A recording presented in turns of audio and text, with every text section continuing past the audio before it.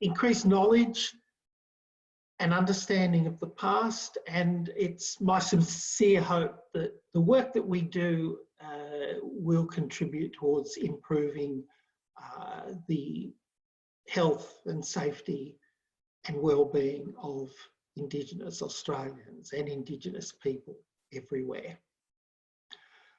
That was very much something that was on the minds of the late Noel Butlin in the final stages of his distinguished career.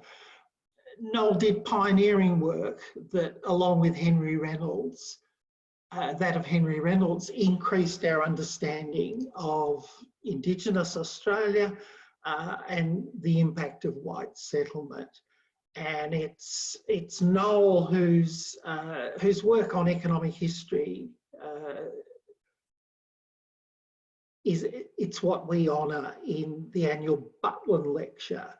Every year, this public lecture features a distinguished international scholar, and this year it's our pleasure to have Sascha Becker on board. Sascha is formerly from the University of Warwick. Now I'm delighted to say he's a colleague of mine at Monash University. Sascha has published in Quarterly Journal of Economics, Journal of Economic History, but recently in American Economic Review. So Sascha is a Butlin Lecture for this year. Sascha, I think if we could go for maybe around 60 minutes, that would give us time for discussion afterwards, if that's okay with you. So welcome, Sascha, thank you, and the floor is yours. Thank you so much, Lionel, for your very kind introduction. So you've seen that for my own Zoom background, I've picked Perth, where I had the pleasure to be over a year ago in December 2019. It's sad that we can't be in the city today, so I'm in my own living room, but nevertheless, let me get going. So today's topic will be forced displacement in history with an application to the role of networks. And I'll first give you an overview of how this lecture is gonna pan out. So part one, I will try to make some conceptual points on forced displacement, drawing on some earlier work I've done. Then I'll have a brief interlude referring to how Noel Butlin thought about forced displacement, or which of his work relates to this particular topic. And then in the second part, which will probably make 2/3 of these 60 minutes, I will be talking about one specific paper I'm currently working on with a few co-authors on persecution and escape, and how professional networks helped the emigration of high-skilled Jews from Nazi Germany. So starting with part one, some conceptual points on forced migration or forced displacement, and drawing from today. At this point in time, more than 65 million people are currently displaced from their home, according to estimates by the UN's High Commissioner for Refugees, as a result of interstate wars, civil conflicts, and natural disasters. And these causes may make forced migration a different experience from voluntary migration. So what I will try to highlight in the first part is not all migrations are alike. And while certain aspects, like what happens to the populations that receive migrants, may be similar in nature, the experience of migration is a very different one for the migrants themselves, if it is this forced displacement or if it's voluntary migration. So for this, I will be drawing on a survey I wrote with one of my PhD students some years ago that came out in Labor Economics. And let me try to give you a few examples of forced migration.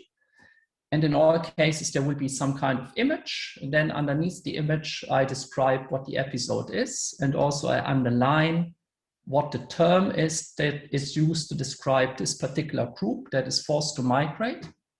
And then I'll try to describe the characteristic of that particular episode. So the first image shows you German expellees who were expelled from the German Eastern territories after World War II as a result of border changes, whereby the German Empire was no more and the border moved some 100 kilometers west, and whoever was German east of that was strongly invited to leave. Some stayed behind. So in that sense, what characterizes this episode of forced displacement, it is massive in scale. We are talking about in the order of 8 million Germans who had to move. It is near universal, in the sense that, yes, there are examples of a few people here and there that somehow managed to stay behind, hide away, or for whatever reason were allowed to stay. But nearly universally, people had to move. It is migration within the same country in the sense that it was Germany before World War II, and they are moving to another part of Germany that still is Germany after World War II. And it is migration that turned out exposed to be permanent. I'm saying exposed because as these things happened in 1945, 1946, many had the idea that maybe this is only temporary. Maybe Germany can claim back these territories, and some people had faint hopes. Even my history teacher, after 1989, told stories about, oh, maybe now the Russians give us back Kaliningrad, it becomes Königsberg again. There were these weird ideas of it's temporary and this can be Germany again. Okay, next episode. Forced migration can also come in the form of population exchanges. Maybe one prime example is the population exchanges during the India-Pakistan partition in 1947. Again, the characteristic of that particular episode is that it is massive in scale. We're again talking millions. It is again near universal. And it is, in this case, between newly formed countries. So Hindus in Pakistan have to go to India, Muslims in India have to move to Pakistan. And also that episode was one that turned out to be of a permanent nature. Then drawing on a very recent example, so not really economic history, but economic history maybe 50 years from now, on Syrian refugees today. What you see here is Zaatari, which is the biggest refugee camp right now in the world. It turns out to be more or less a metropolis of 1 million inhabitants or so. And the characteristic of that episode of forced migration is, again, it's massive. It's across international borders because this camp is in Jordan and these are Syrians. And whether it's temporary or permanent, we still don't know. It's in the making. So we'll have to see how that conflict develops. And here we are talking about a civil war that is the source of this particular episode. Now, still staying in the relatively recent past, and another example of civil wars that lead to forced migration is here Colombia, where as a result of civil conflict, hundreds of thousands of people would move from certain parts of Colombia, in most cases to the capital city. So it's migration that is within the same country. It is selective, and there is research that studies explicitly the choice to move, because some people feel more strongly that their life is threatened. They may also be more risk averse, and they are the ones who leave, and some other people stay behind and suffer through the bullying and attacks by other parties in the civil conflict. And as the conflict resided over time, some people would return to their home region, but others would just stay where they are in the capital city. So in that case, for some people, that episode of forced migration was permanent. For others, it was temporary. They returned home. Now, going back to history, this time we go 700 years back.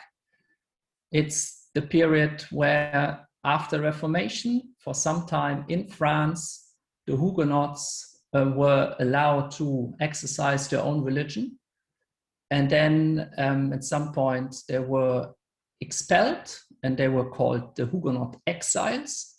And Frederick William, the King of Prussia at the time, had the clever idea that he could use these migrants to build up his own industry and to also repopulate areas that were vastly devastated by the 30-Year War. So he explicitly invited that Protestant minority to his own Protestant country. And so here we are talking not of too massive a scale, it's a few thousands, 10,000, and it's a minority from France that moves across international borders into, in this case, Prussia. It's again near universal. As a Protestant, you just were not safe anymore after the Catholic king in France sent you away. And it turned out to be permanent. And there is exciting work by Erik Hornung 7 years ago in the AER that then studies the effect of the arrival of the forced migrants in helping Prussia move ahead and in its textile industry. Next example from my own work, if I may, that's a paper that came out last year, in 2019. And it's on the persecution of Jews in Germany over the course of 600 years, from 1300 to 1900. And in that paper, we are looking at the Jewish minority that in Germany never made up more than roughly 1% of the population overall. And as Jews were living in cities, they were often only given temporary right to abode. And at some point they might be expelled, there might be pogroms, killings even. In the milder cases, it was just that Jews were asked to leave and move around and go to a different city.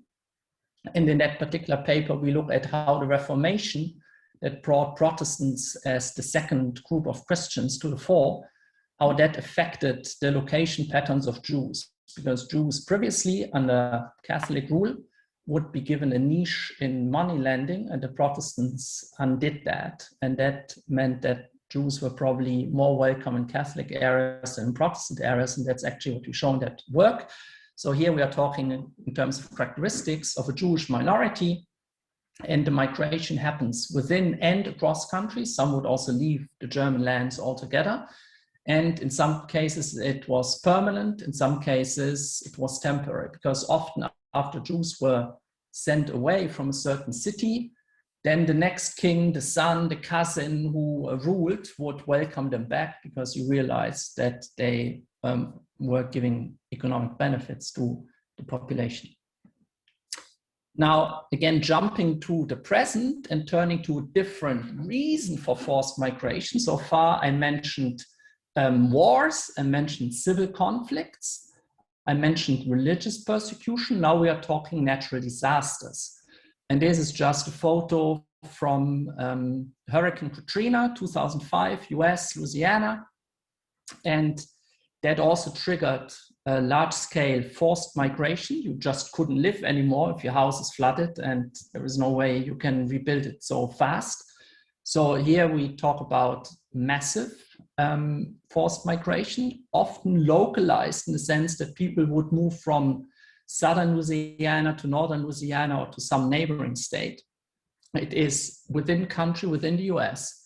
It's temporary for most people, but also then after New Orleans, etc., were rebuilt, some migrants chose to never return. And about that episode, there is fascinating research, not economic history, more modern day topics, that looks at the school outcomes for children, where on the one hand, it is of course a shock to the education trajectory of kids that is negative in the first instance, but to the extent that the school system in New Orleans was never known to be terribly good. For many kids, it's a blessing that suddenly they are moved to places where the schools are much better. And that is why the education secretary in the US in 2010 said the best that ever happened to the school system in New Orleans was Hurricane Katrina, because those kids were pushed away and got into better schools elsewhere. Now, yet another example of forced migration, this time from 1973, is a volcano outbreak. This is a paper that is now forthcoming, I believe, in a review of economic studies by a set of authors from the US, which is very fascinating. And I would qualify this as economic history, because what is economic history? Whatever happened before you were born. I was born in June 73. This was January 73. So this is economic history by my standards. So what are we talking about here? That was a volcano outbreak on one island off the coast of Iceland. It was relatively small in scale. Only a few hundred people were affected by that volcano outbreak. Again, a natural disaster. Migration is selective. It's within the same country. People move from that island, in most cases, to Reykjavik, to the capital, and many never return. And let me show you why that excited people, or why that paper is coming out in one of these top journals. In that map, you see in pink all the houses that were affected by that volcano eruption. A lot of that is lava. So whatever has a red background is houses that were destroyed by lava. But what then excites at least econometricians is that there is a lot of random variation also away from the lava stream. So if you stare on your screens, you see these mostly green areas, residential houses. But here and there, even in the green area, there are some houses that are pink. And that is because volcanoes not only have lava coming out, but also ash that flies also at large distances, and that would burn down houses here and there. And maybe it burns down High Street 27, but not High Street 29. So the people in High Street 27 suddenly see themselves without their house and consider, should we rebuild it or should we move elsewhere? And it turns out that many do move to the mainland of Iceland, to Reykjavik. And that paper has a very telling title and says The Gift of Moving, because this island is a largely agricultural fishing society, and typically kids would just go on and become fishermen. And now that they move to Reykjavik, they go to secondary schools where they learn some other trade. And over the course of the next 25 years, most of them earn much more than they would have had they remained fishermen. So these are just some examples of various episodes of forced migration, the final one being public housing projects. One reason you may have to move is because the council knocks down the skyscraper in which you live. So this is an example from Glasgow, where in an area with lots of drug trafficking and all kinds of issues, the council decided to knock down these houses and resettle people. That is small in scale, affecting only a few hundred people. It's universal. You can't stay in that house or you're blown up. It's a local move. People stay within Glasgow, move a little bit away within the same city, and obviously they never return because these houses are gone. Yeah, so just to classify, migration can take many different forms. It can be massive in scale, small in scale. It can be universal. It can be selective. It can be local. It can be within the same country, long distance. It can be international. It can be temporary, permanent. So all of that we should always keep in mind when we consider such episodes in our own research, because that may affect what effects we should expect from that particular episode. So it's important to note that forced migration and voluntary migration, which make as if it was a binary distinction, is in reality rather a spectrum. Even economic migrants may feel that they are forced to move because of a lack of jobs. Yeah? So not all of economic migration is 100% voluntary. There may be push factors. And even in times of wars and civil conflict, not everyone moves. So there is this selectivity. But what we call forced migration at least has a strong push factor that makes you much more likely to move than if that force wasn't there.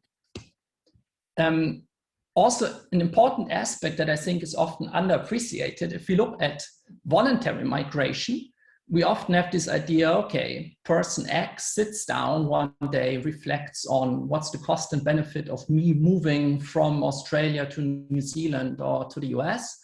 That's a different kind of episode, the one person sitting in their living room, to millions of people moving within 1 or 2 years. That has a completely different nature.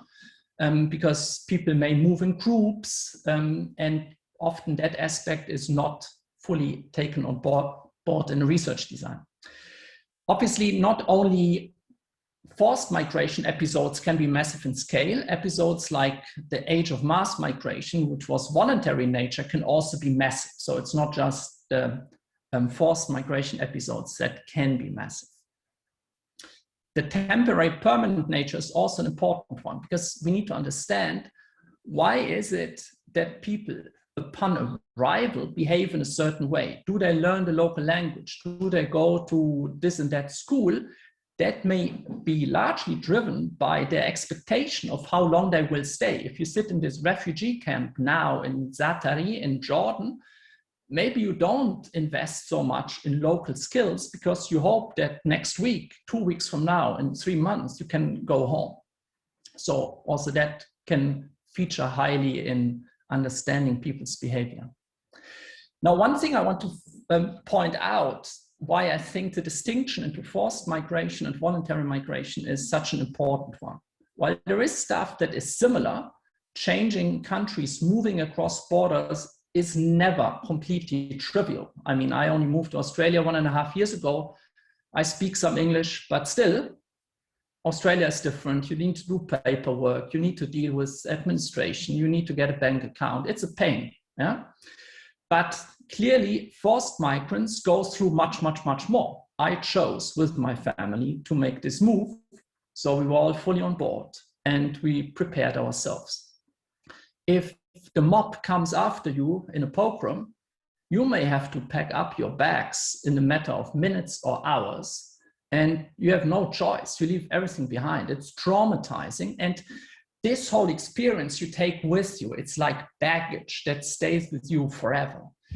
And as a migrant, you may, as a forced migrant, you may not always have a choice of where to go. You can be lucky to save your skin. You just make it out of the zone of conflict, and you end up somewhere where a host country allows you to settle, which may not be the optimal place. Maybe a refugee is settled in the middle of nowhere in the countryside, and even if they wanted to be in the capital, they are not allowed to. So also that aspect is often underappreciated in the literature, I would say. On the other hand, we also have this work that I pointed out by Nakamura et al., this stuff on the volcano in Iceland, that also people where they are originally can be in a suboptimal location. People may form habits of living in a certain place, and being forced to migrate for some may even be a blessing, because they would have never considered leaving this island, but forced migration made them re-optimize. And the temporary versus permanent nature of migration is often not a choice. So what I think is important to learn from forced migration experiences is what it does to the person. Very often the way we think about migration more generally, not forced, but any type of, is, okay, there is this assimilation process, this getting used to a new place. But I think what comes on top for forced migrants is that the experience of having lost everything may make them operate differently in the future. Say you lost all your assets, your house was destroyed. In the future, you may put more emphasis on education, because that is something no one can take away from you. It's in your brain. It's not something anyone can steal. It may affect your preferences, and it also can have long-run repercussions on your health and well-being. So many refugees, whenever, again, some trouble in life strikes, all these experiences from decades ago can come up again. So it can haunt you for the rest of your life. And all of that, I would argue, is less pervasive in cases of voluntary migration. So what we concluded 2 years ago when we were looking at literature more broadly is that there has been too little work on the effect of forced migration on sending areas. We are often obsessed with understanding, what happens when 8 million Germans arrive in the west of Germany. But another question to ask is, well, what happens in these areas where 8 million Germans are taken away? What happens in these areas where the volcano broke out to the people left behind, and not to the places where these migrants go? And I think more studies should be done on the migrants themselves. What does forced migration do to people? How does it affect people?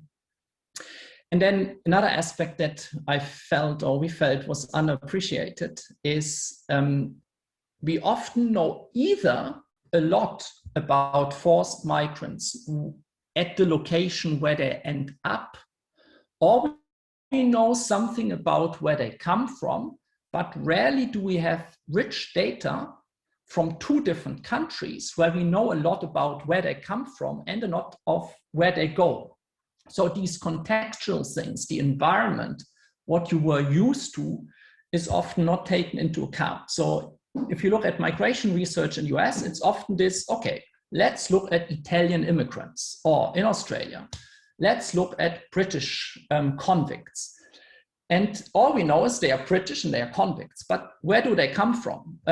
What was the location like that they were born? In Scotland, in the Highlands, in England, in wherever, okay? And another aspect that we thought is understudied is what makes people move under threat? Because it's not that an episode of forced migration from the very first minute is so well organized that literally millions of people are transported away within a matter of hours. No, it's a process. And some people may decide to leave earlier than others. And how does that work? And may networks play a role in that? That there are some early movers that then drag along others. Yeah, so that will be the second part of what I will be talking about, the role of networks in one specific context. But before I get there, let me do an interlude about Noel Butlin and forced displacement. So I looked at some of his work, and it turns out forced displacement features in his Economics and the Dreamtime. So over the course of his life, he covered a quite wide range of topics, very fascinating indeed. And over the course, he turned more and more towards understanding Aboriginal life and how Australia was populated in the first place thousands of years ago. And so there is definitely some work that relates to forced migration in Noel Butlin's work. First, the Aboriginal migration to Australia, 65,000 BCE, where there are push factors derived from population pressure elsewhere on the planet and certain pull factors that draw people into a new continent, give it a try, into the unknown. He has then also looked at Aboriginal internal migration before the arrival of the Europeans. So Aboriginals arrive in the north of Australia. When and how and why do they settle in different parts of Australia? And then clearly the topic of forced displacement features very strongly once the British arrive, who just don't recognize the claims of Aboriginal property rights to the land. So the whole concept of terra nullius, and that this is all up for grabs, it's ours as the British invaders, all of that also features in Noel Butlin's work. So that is his link to forced migration and to the topic of today's lecture. But now allow me to talk about a paper that we are wrapping up these days and hope to submit in the next few days, weeks, which is on forced migration and networks. And our context here is that of Jewish academics in Nazi Germany. And that's work with Volker Lindenthal and Fabian Waldinger in Munich and my colleague Sharon Mukand in Warwick. Let me start out by the following. The gentleman on the left, you've probably all seen before. He's a famous physicist, and the gentleman on the right is, back then, semi-famous economist. The gentleman on the left survived the Holocaust. The gentleman on the right died in a labor camp. So that is the context we are talking about. We're trying to understand, as the Nazis come to power, life for Jews becomes more difficult. Who is it who migrates to try and escape the Nazi regime, and who stays behind and ultimately risks their own life because the Nazis turned nastier and nastier?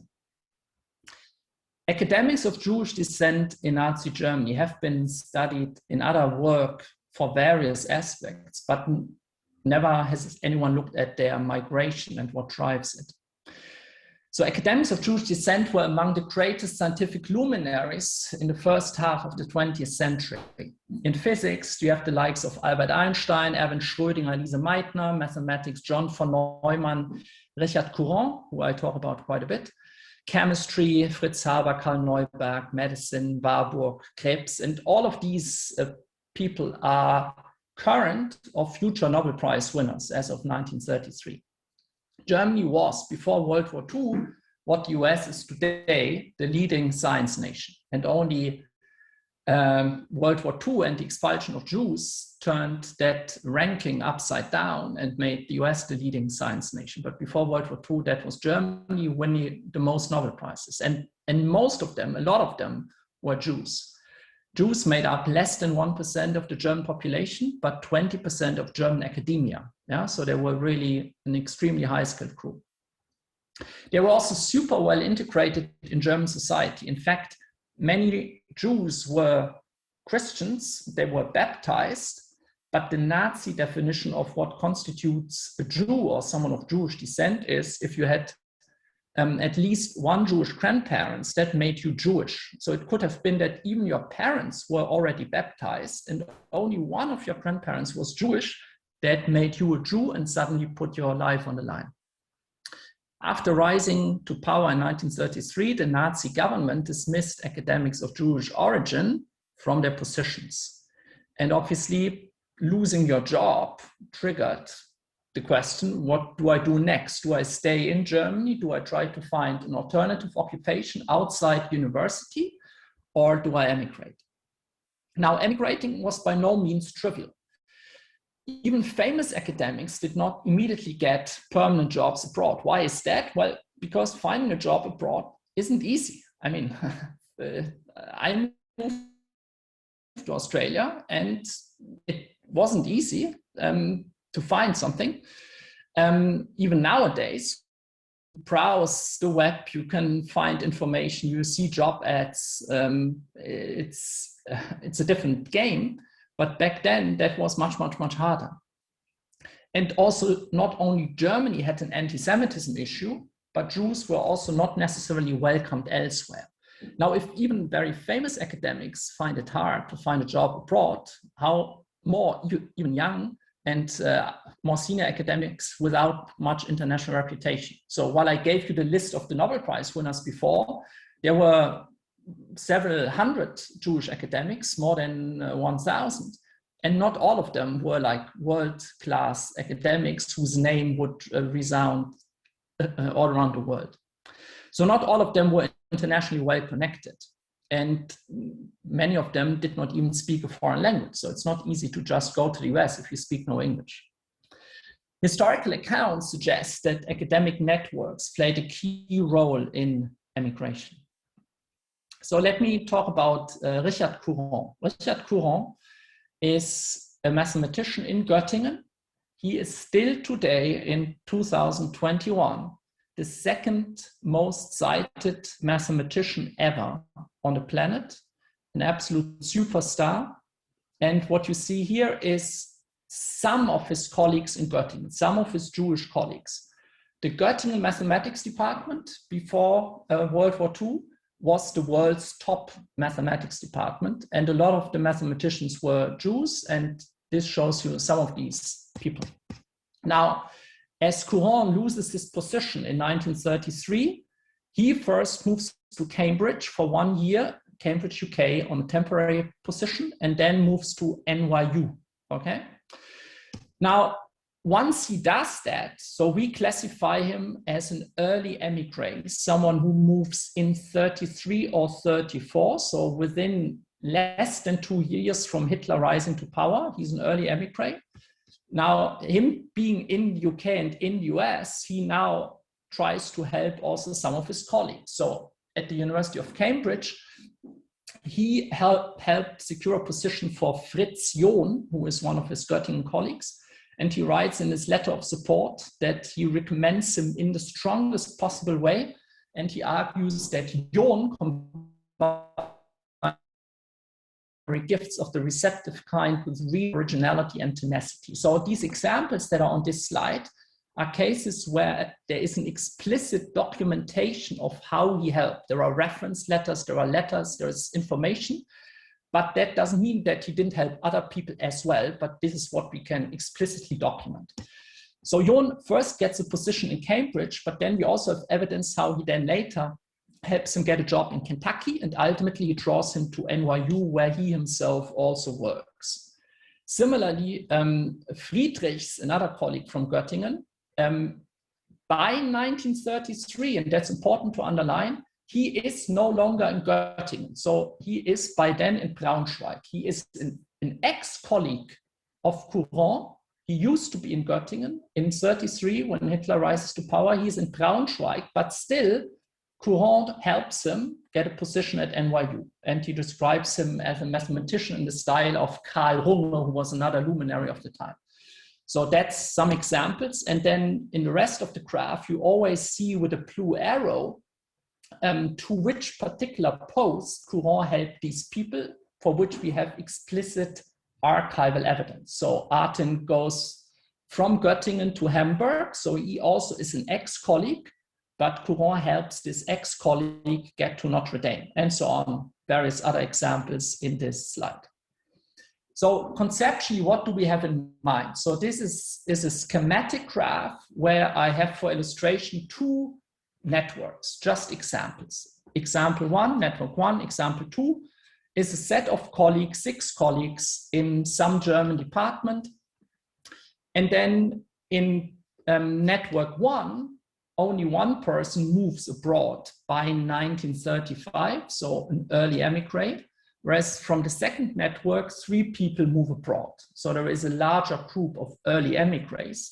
And our intuition is simply that for those staying behind, 3 people are a bigger draw, makes it more likely that you also go abroad than if it's just this one colleague.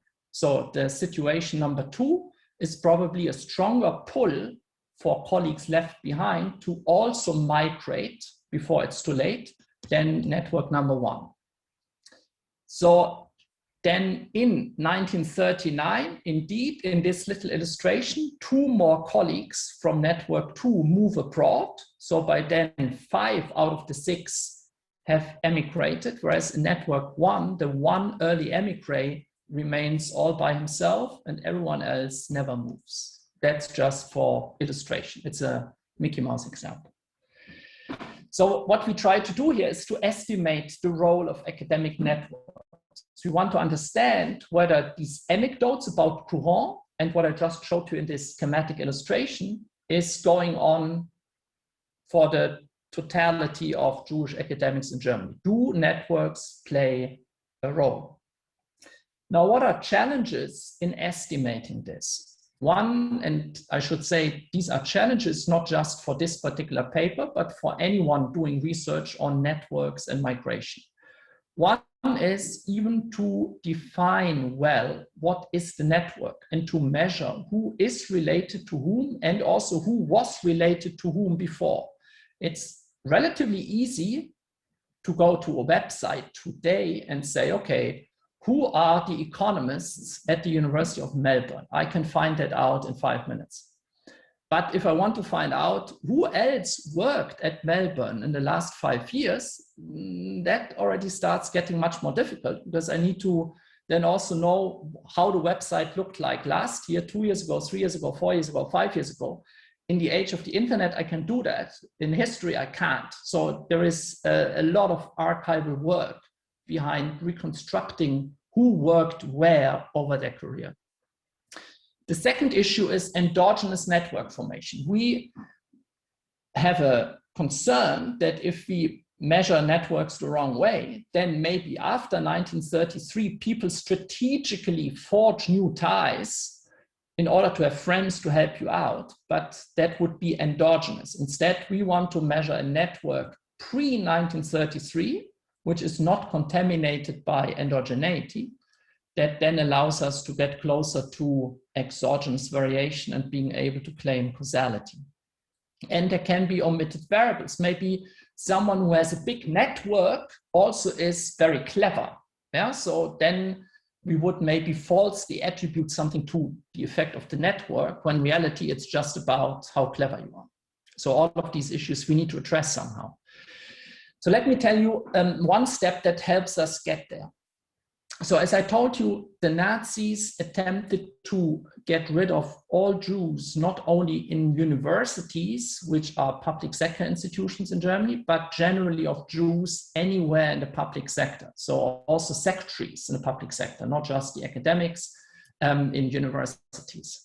So after 2 months of being in power, the Nazi government had a law that they called the Law for the Restoration of the Professional Civil Service, so a complete misnomer, the typical Nazi thing, where the idea was, okay, let's get rid of all Jews, and that restores the professionalism of the civil service, because you can't trust Jews. That's what it says implicitly.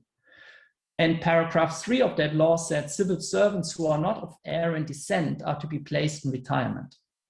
But on the insistence of Hindenburg, the president, he wanted there to be an exemption for those who had served the German people in particular ways, either by having been in public sector for 20 years, hence a clause about being 20 years in public service, or if you had frontline experience in World War I. So if you had put your own life on the line, there was gunfire and you survived, but you fought your skin for the German nation, then there should be an exemption. That was what Hindenburg insisted on.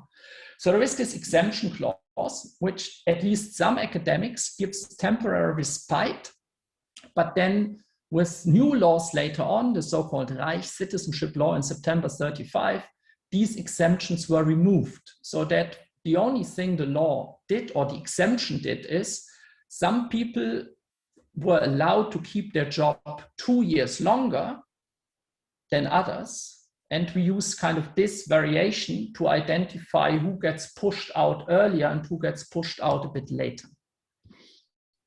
So as you can see, roughly 2/3 of people get dismissed in 33. Some cases, there are also court cases going on to clarify your family tree and stuff.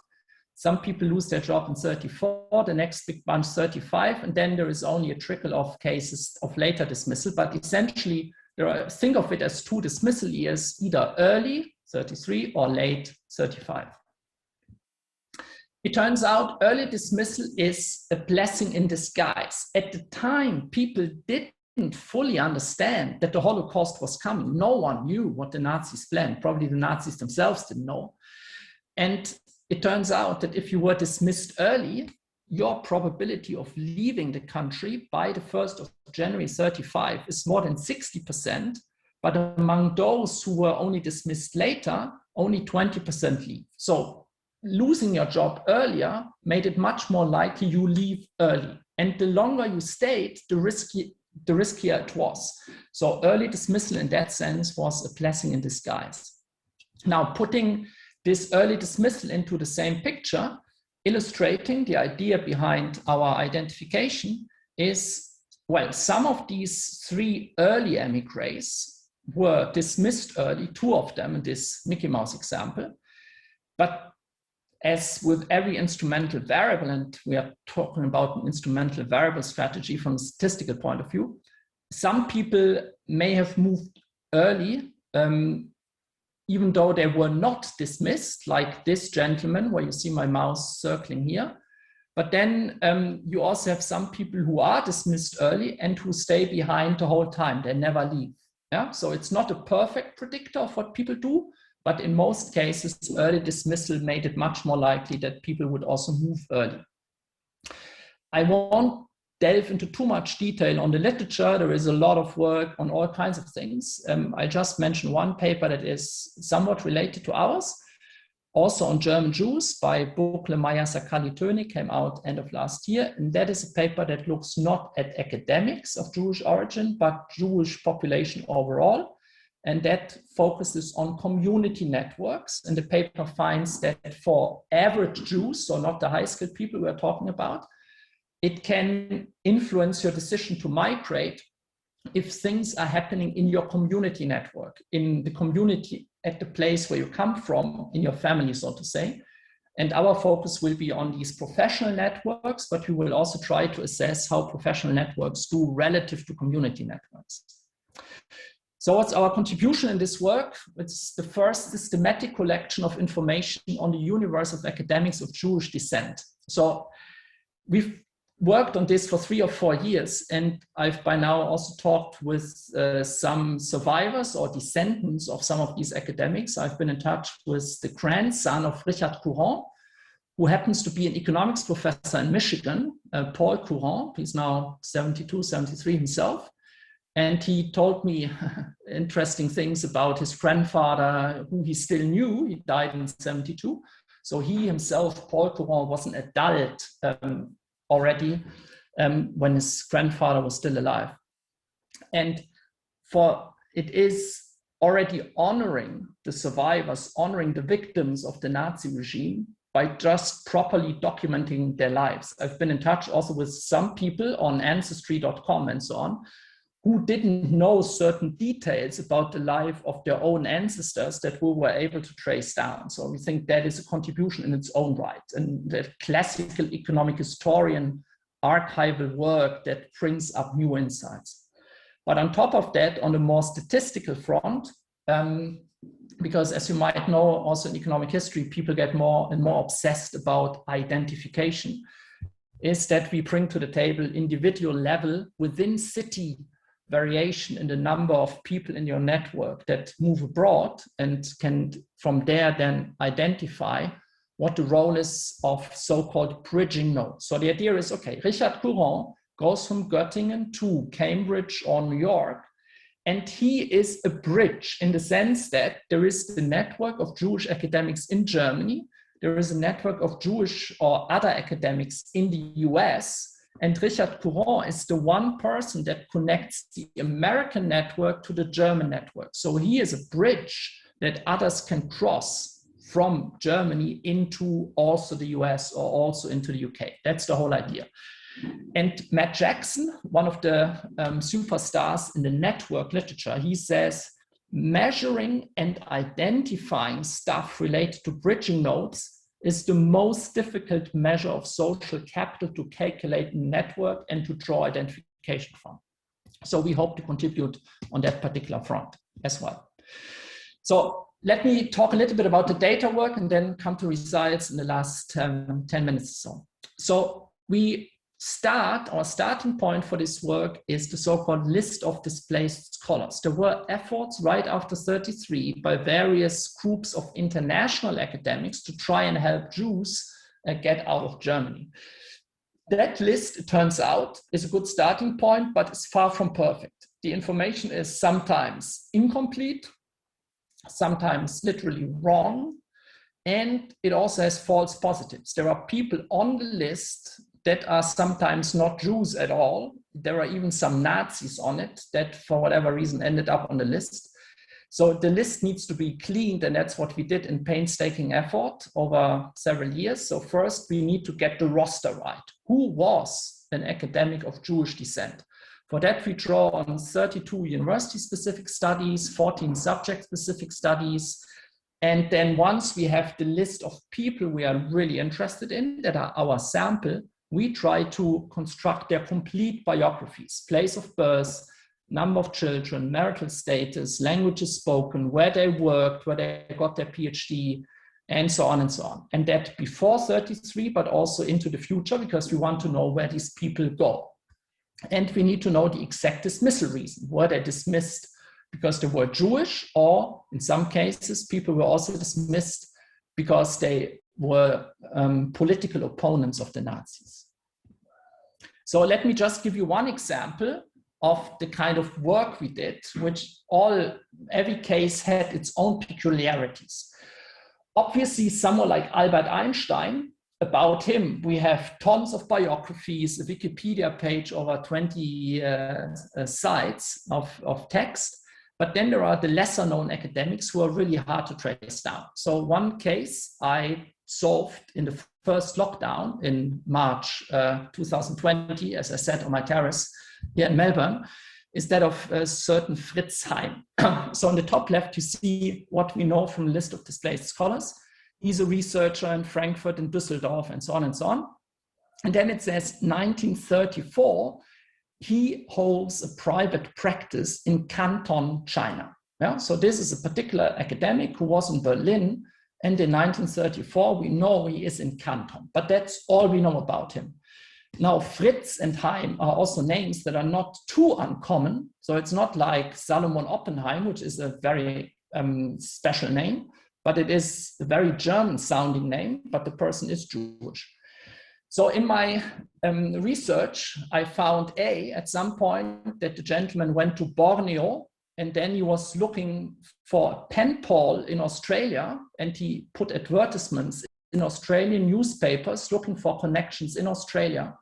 So I understood that there was some link with Australia. And then I found we have subscriptions to ancestry.com, but also a website called billiongraves.com. And there are all these people who collect pictures of gravestones. Yeah? So then I found Fritz Heim in Innisfail in Queensland, but written with an S. Fritz with an S and not with a Z. So that would mean, it's not this gentleman, it's someone else, maybe from the Netherlands, whose name is spelled differently.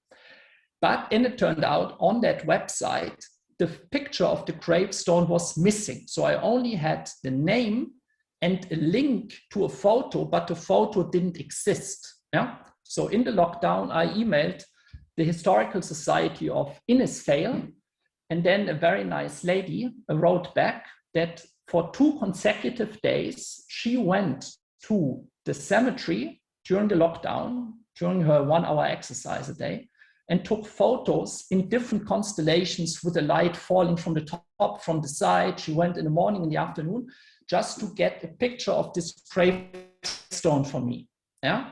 Which then confirmed it is Fritz with a Z, yeah? And he was 58 years, and that coincided with the birth year of the gentleman I was looking for, yeah? So that was the kind of research we did, in this case online, but also a lot we got in archives by going dusty stuff and flipping through and finding details.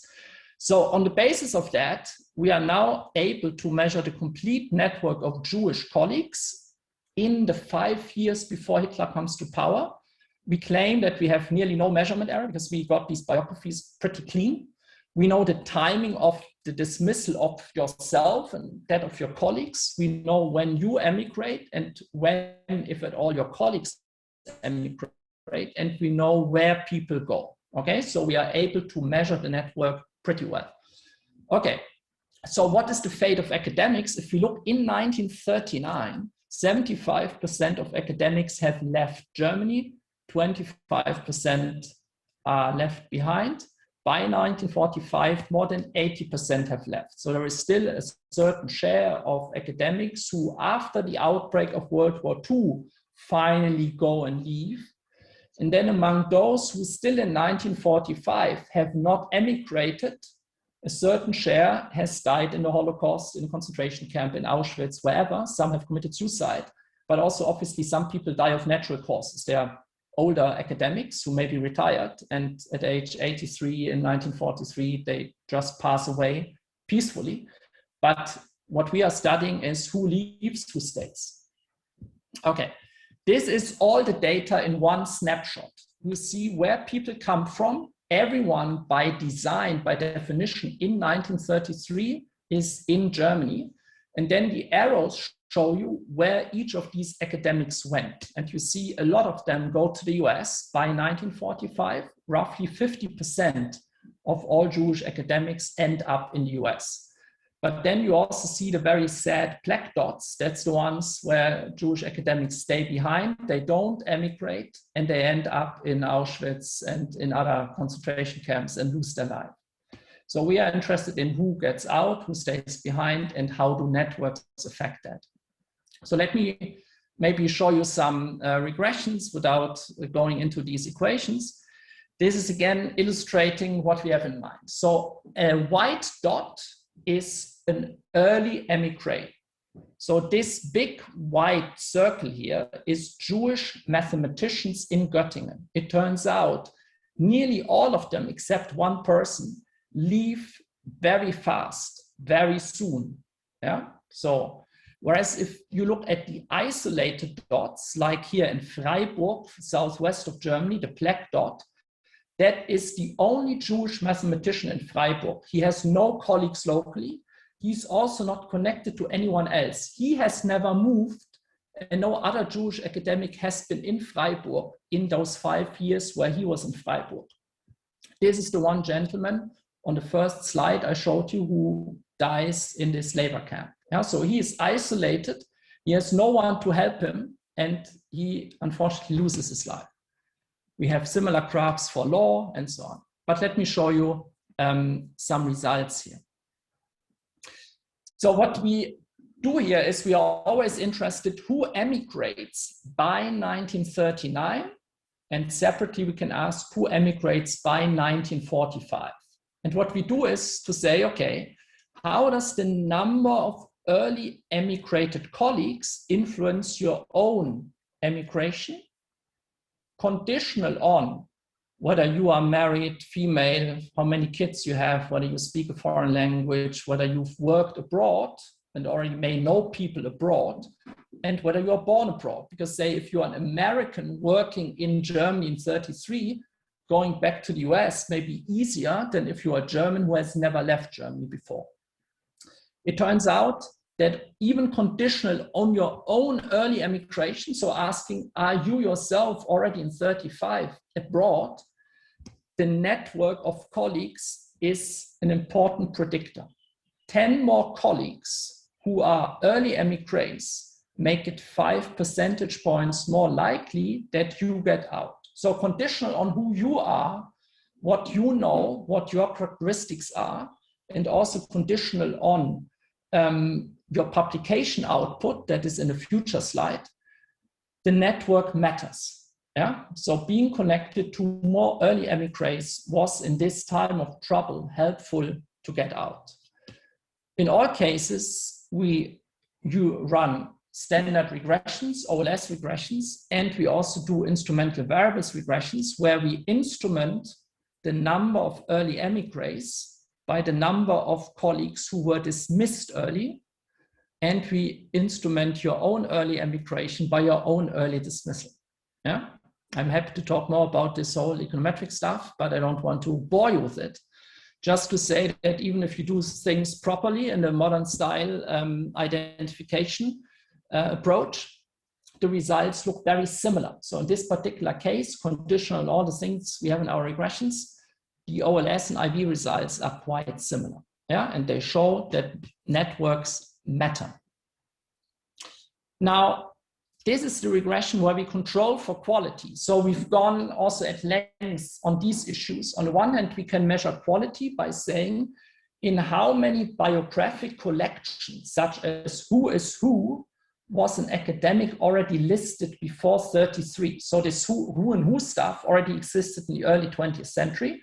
We count the number of times Einstein was listed in a biography of famous academics. That's a quality indicator.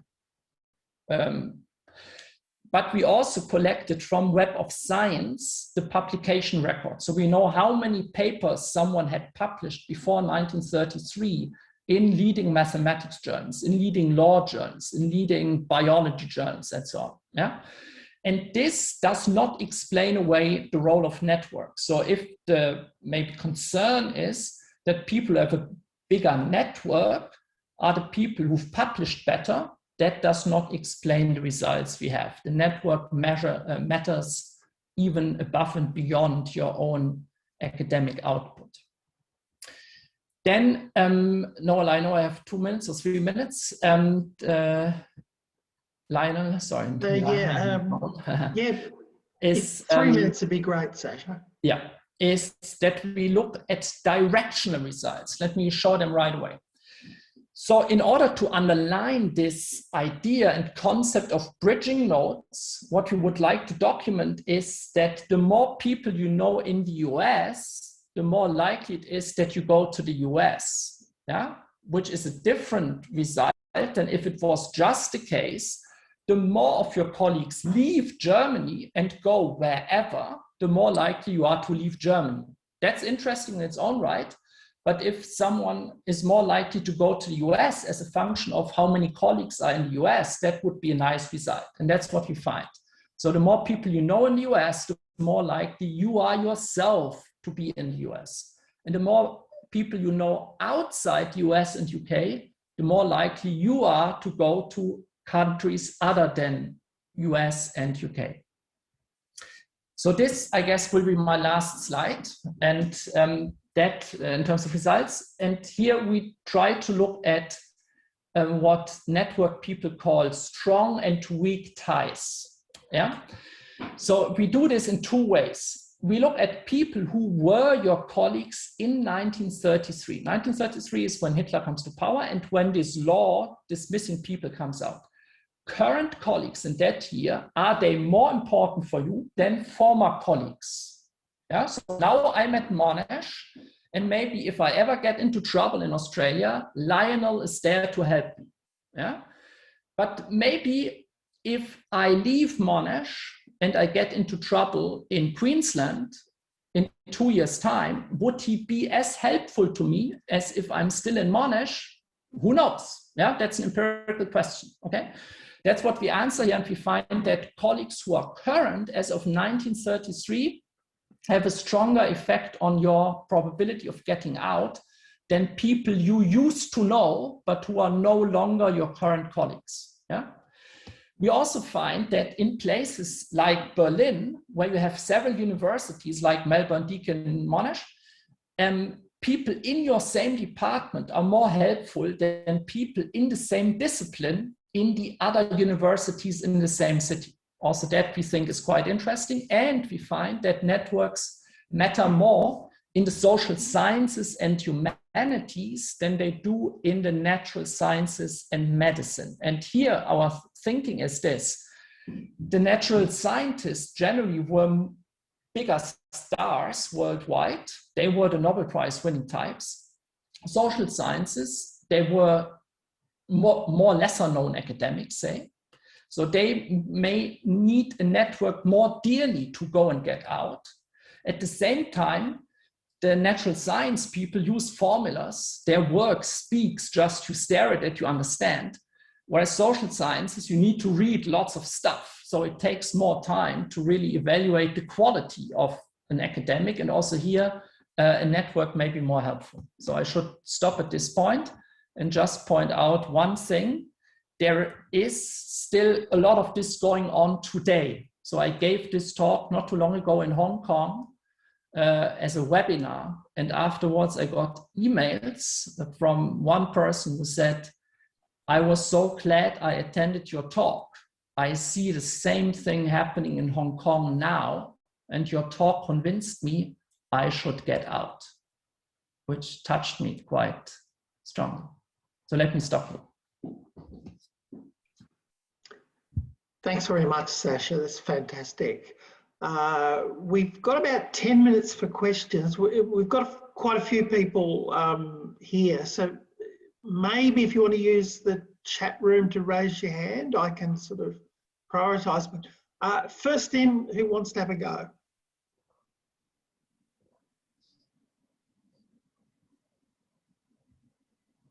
Claire. Is anyone surprised? Sascha, great talk. I really appreciated it, and I, have worked with networks in particular, particularly Jewish Austrian immigrants, and so I think probably the biggest question that the paper raised for me, kind of as an extension, is knowing who the key bridging nodes are, and if they had any particular characteristics that made them better networkers or better bridging nodes than other people. Could you speak to that? So you are asking whether there is, say, heterogeneity in whether the bridging node is Richard Courant or Albert Einstein, and whether that plays a role. Well, we speak to that a little bit along the disciplinary dimension, where we look at social science versus science. We also try to look at publication output. So the question is an Einstein with a CV that's pages long more helpful than a person that has a shorter CV, but still it's the first academic in your discipline who is somewhere abroad, and we found no difference there. And our thinking is the following. What we also know about Richard Courant is how did he help? So what I showed you early on were the reference letters, and as also today, someone who's more well-known, his letters may be more welcome and more telling. But Courant also was a source of information. Yeah? So he would send letters to Germany just telling people, and he was very generous with that, saying, oh, there are positions now in Kentucky, there is a position there, and that information was, so to say, up for grabs. Yeah? So it's also this information flow, and he doesn't necessarily know more.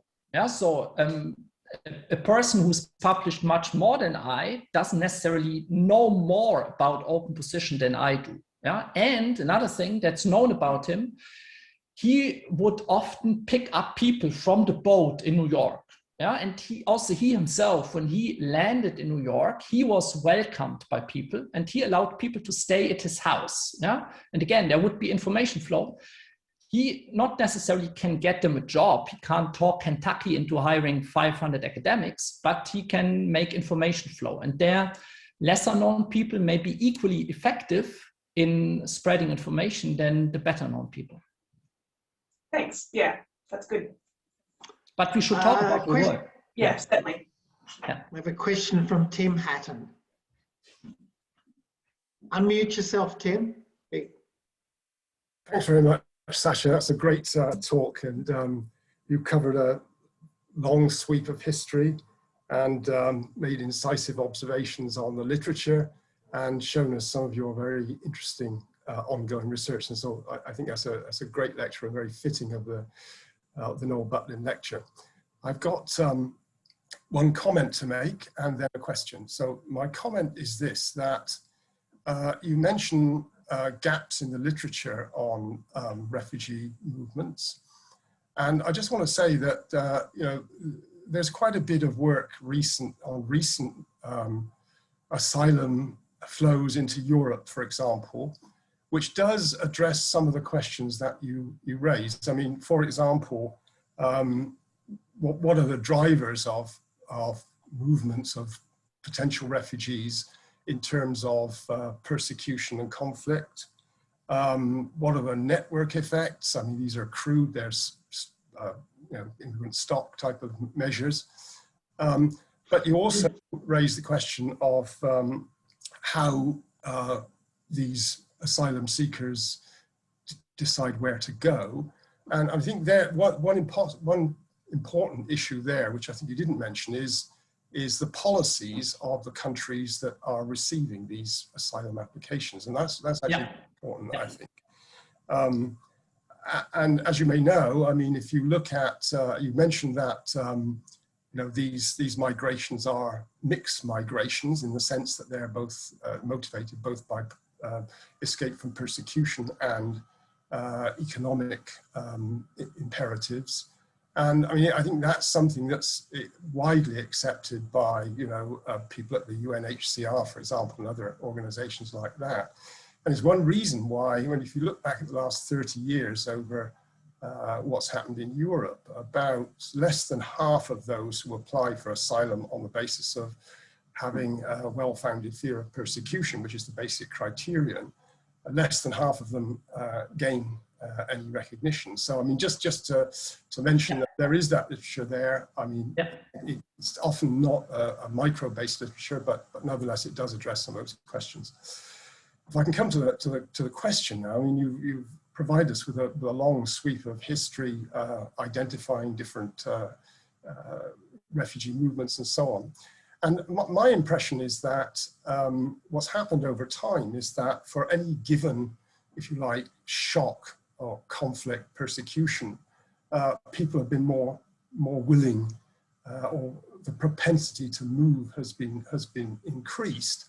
But on the other hand, the ability to move has been decreased, largely because of policy. And I just wondered if you would agree with that sort of broad characterization. And then following from that, how you think that might have altered the selectivity of who migrates and who stays at home.